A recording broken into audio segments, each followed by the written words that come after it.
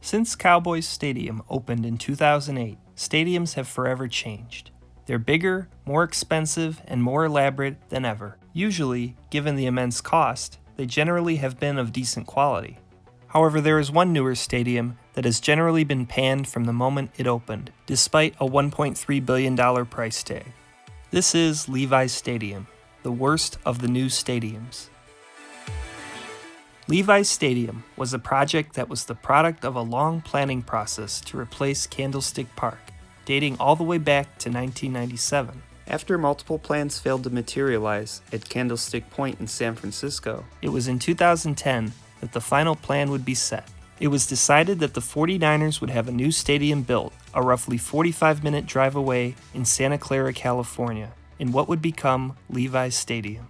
This would make for the farthest stadium from an NFL team's namesake downtown area, making it closer to San Jose than San Francisco. Distance aside, the stadium would go on to open as the second outdoor NFL stadium of the billion-dollar era in 2014. After a short period of time, its issues would begin to appear. First and foremost, the issue of shade at the stadium would become the biggest issue.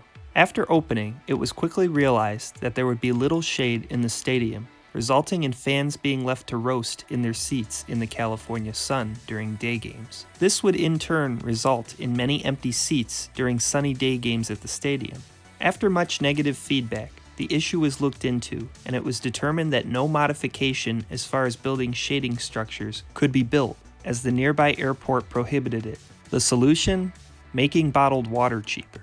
And if you thought this stadium was just an inconvenience to fans, think again. The grass playing surface has been considered poor by players, and many pilots have reported being blinded by the lights of the stadium and its scoreboard as they make the approach to the nearby airport.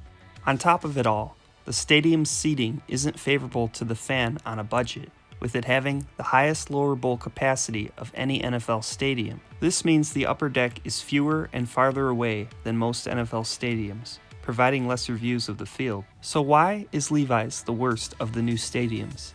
Its planning was poor and a victim of the scarcity and expense of land in the San Francisco area. This resulted in the stadium not being built even close to the previous home in Candlestick Park. Then, there was the terrible decision to build it near a major airport, resulting in building restrictions and interference with landing planes. The playing surface isn't even favorable to players, and the seating is set up and arranged for the wealthier NFL fan.